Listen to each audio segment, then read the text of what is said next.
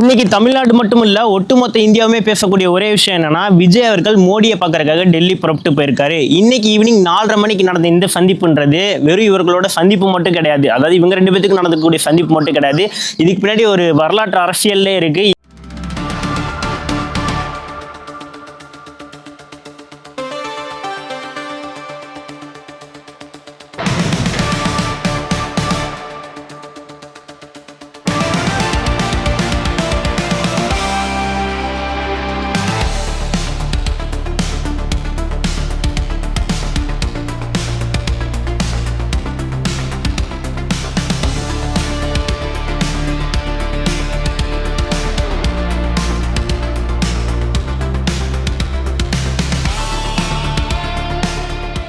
தமிழ்நாட்டுக்கு முக்கியமான தேவையா இருக்கக்கூடிய அந்த நிலுவைத் தொகை இருக்கு பார்த்தீங்கன்னா ஜிஎஸ்டி. ஸோ அது சம்பந்தமாகவும் இந்த மேகதாது அணையில டேம் கட்ட போறாங்க கர்நாடகா. ஸோ இதை தடுக்கிறதுக்காகவும் அது மட்டும் இல்லாமல் இன்னைக்கு டெல்லியில் பார்த்தீங்க அப்படின்னா விஜய் அவர்கள் திருவள்ளுவர் அவர்களுடைய சிலையை திறந்து வைக்க போறாரு.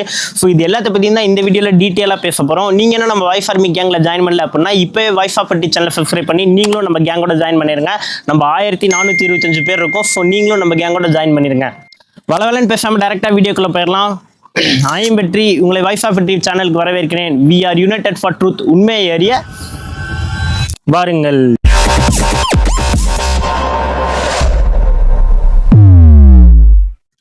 ஃபர்ஸ்ட் பார்க்க போற விஷயம் என்னன்னா, இந்த கர்நாடக அரசு இருக்காங்க பாத்தீங்களா, அவங்க இந்த மேகதாது அணையை கட்டணும் அப்படின்றதுக்காக ரொம்பவே துடிச்சிட்டு இருக்காங்க. இது பாத்தீங்கன்னா நம்ம தமிழ்நாட்டோட விவசாயிகளுக்கு, குறிப்பா டெல்டா மாவட்டத்தில் இருக்கக்கூடிய விவசாயிகளுக்கு ஒரு பலத்த அடியாவே இருக்க போது. ஸோ இதை சம்பந்தப்பட்ட இந்த பிரச்சனையை சமாளிக்க தான் விஜய் அவர்கள் மோடி கிட்ட ஒரு ரெக்வஸ்ட் வச்சிருக்கிறதாவும் சொல்லப்படுது. சமீபத்தில் உச்சநீதிமன்றத்தில் தமிழ்நாடு அரசு சார்பாக இந்த மேகதாது அணையை கட்டக்கூடாது அப்படின்ற மாதிரி ஒரு மனு தாக்கல் பண்ணியிருந்தாங்க. இதை உச்சநீதிமன்றம் என்ன பண்ணிட்டாங்கன்னா தள்ளுபடி பண்ணிட்டாங்க.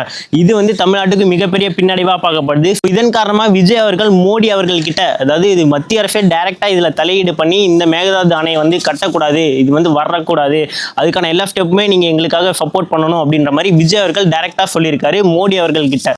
இது வேற அரசியல் கோரிக்கையா மட்டும் இல்லாம டெல்லியில போயிட்டு விஜய் அவர்கள் தமிழ்நாட்டுக்கு இந்த பிரச்சனை எவ்வளவு முக்கியம் அப்படின்றத அழுத்தத்தை தெளிவா சொல்லியிருக்காரு. அடுத்து பாத்தீங்கன்னா தமிழ்நாட்டுக்கு வர வேண்டிய நிலுவைத் தொகை, அதாவது அந்த ஜிஎஸ்டியோட நிலுவைத் தொகை இருக்கு பாத்தீங்களா, பல கோடி ரூபாய்ன்றது நிலுவைத் தொகையில இருக்கு. ஸோ இதை விஜய் அவர்கள் ஒரு ரெக்வஸ்டா எங்களுக்கு இருக்கக்கூடிய நிலுவைத் தொகையை எங்களுக்கு சென்ட் பண்ணுங்க அப்படின்ற மாதிரி கேட்டிருக்காரு.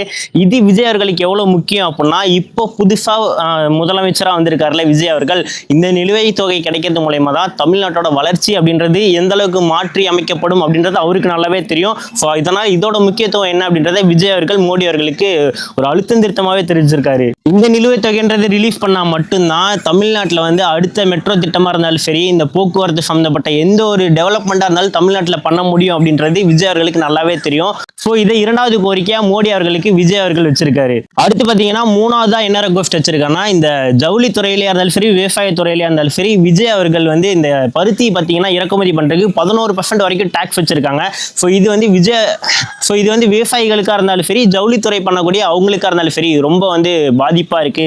அதனால இந்த டாக்ஸ் நீங்க கம்மி பண்ணணும் அப்படின்ற மாதிரி 3வது ரெக்வஸ்ட் மோடி அவர்களுக்கு விஜய் அவர்கள் வச்சிருக்காரு. இதனால தமிழ்நாட்டில் வாழக்கூடிய பல லட்சம் விவசாயிகளை சார்ந்த குடும்பமா இருந்தாலும் சரி, ஜவுளிகளை சார்ந்த குடும்பமா இருந்தாலும் சரி, அவங்களோட வாழ்வாதாரம் அப்படின்றது காப்பாற்றப்படும். விஜய் அவர்கள் டெல்லி போனது மோடி அவர்களை மட்டும் சந்திக்கிறதுக்காக கிடையாது, மத்திய உள்துறை அமைச்சரான அமித்ஷா அவர்களை சந்திக்கிறதுக்காகவும், அது மட்டும் இல்லாம காங்கிரஸ் கட்சியோட தலைவர்களான ராகுல் காந்தி அவர்களே இருந்தாலும் சரி, சோனியா காந்தி அவர்களே இருந்தாலும் சரி, இவங்களையும் சந்திக்கணும் அப்படின்னு சொல்லி நேரம் கேட்டிருக்கிறதா சொல்லப்படுது. இதுக்கு பேர் தான் அரசியல் சாணக்கியத்தனம்னு சொல்லுவாங்க. இப்போ நம்ம போறோம் ஒரு இடத்துக்கு, டெல்லிக்கு போறோம் அப்படின்னா டைரக்டா நம்ம யாரை சந்திக்கணுமோ அவங்கள மட்டும் சந்திக்காம நம்மளோட கூட்டணியான கட்சியில் இருக்கக்கூடிய காங்கிரஸ் கட்சியில் இருக்கக்கூடிய தலைவர்களையும் சந்திக்கிறது அப்படின்றது எல்லாத்தையும் ஒட்டுமொத்தமா ஒன்னா அரவணைச்சு போறோம் அப்படின்றதுக்கு தகுந்த மாதிரி தான் விஜய் அவர்களோட இந்த நடவடிக்கை அப்படின்றது கச்சிதமா பொருந்தது. தமிழ்நாட்டோட முதலமைச்சர் விஜய் அவர்கள் மத்திய அரசோட ஒரு இணக்கமான உறவை வச்சுக்கிட்டே மற்ற தலைவர்களையும் சேர்த்து ஒன்னா அரவணைச்சு கொண்டு போறாரு இல்லையா, இது பாராட்டத்தக்க வேண்டிய விஷயமா பார்க்கப்படுது. இது மட்டும் இல்லாம டெல்லியில ஜவஹர்லால் நேரு பல்கலைக்கழகத்துல உலக பொதுமறை, தமிழ் புலவர், பொய்யில் புலவர் நம்ம சொல்லக்கூடிய திருவள்ளுவர் சிலையை விஜய் அவர்கள் திறந்து வைக்கிறாரு. இதன் மூலமா தமிழக கலாச்சாரத்துல டெல்லியில கம்பீரமா கால் ஊன்ற வைக்கிறாரு விஜய் அவர்கள். சுருக்கமா சொல்லப்போனா விஜய் அவர்கள் டெல்லி போயிருக்க இந்த பயணம் அப்படின்றது வெறும் ஃபார்மாலிட்டி மட்டும் கிடையாது, மற்ற தலைவர்களோட இணக்கமா போறதா இருந்தாலும் சரி, விவசாயிகளையும் ஜவுளித்துறையில் இருக்கக்கூடிய மக்களோட நலனை கருதி செயல்படுறதா இருந்தாலும் சரி, அது மட்டும் இல்லாமல் மாநில வளர்ச்சிக்கு தேவையான பொருளாதாரத்தை வந்து நியமிக்கிறதா இருந்தாலும் சரி, எல்லாத்தையுமே விஜய் அவர்கள் ஒரு மாஸ்டர் ஸ்ட்ரோக்காக பண்ணியிருக்காரு. விஜய் அவர்கள் டெல்லி போயிருக்க இந்த பயணத்தை பற்றி நீங்கள் என்ன நினைக்கிறீங்க, அதை கீழே கமெண்ட் பண்ணுங்க. ஒரு சாரி ரெக்வஸ்ட் வாய்ஸ் ஆர்மி என்னன்னு பார்த்தீங்க அப்படின்னா, நான் வந்து வீட்டில் கிடையாது, நான் வெளியில் இருக்கேன். உங்களுக்கே தெரியும் பேக்ரவுண்ட் எல்லாமே சேஞ்சாக இருக்கும், பின்னாடி நாய்ஸ்லாம் கேட்கும். ஸோ எதையுமே கண்டுக்காதீங்க. என்னால் சரியாகவே பேச முடியல, ஏன்னா அது மொட்டை மாடின்றனால சுற்றி நிறைய பேர் பார்த்துட்டு இருக்காங்களா, எனக்கு ஒரு மாதிரி அன்கம்ஃபர்டபுளாக இருக்குது, எதுவும் கோச்சிக்காதீங்க. ஸோ இனிமேல் கொஞ்சம் எல்லாமே வேறு வேறு மாதிரி மாற்றிடலாம். நீங்கள் நம்ம வாய்ஸ் ஆர்மி கேங்கில் ஜாயின் பண்ணல அப்படின்னா இப்போ வாய்ஸ் ஆஃப் இண்டி சேனலை சப்ஸ்கிரைப் பண்ணி நீங்களும் நம்ம கேங்கோட ஜாயின் பண்ணிடுங்க. ஸோ வாய்ஸ் ஆர்மி உங்கள் தட்டுனா மறக்காம கீழே கமெண்ட் பண்ணுங்கள். இப்போ நான் கிளம்புறேன், அது வரைக்கும் பாய்.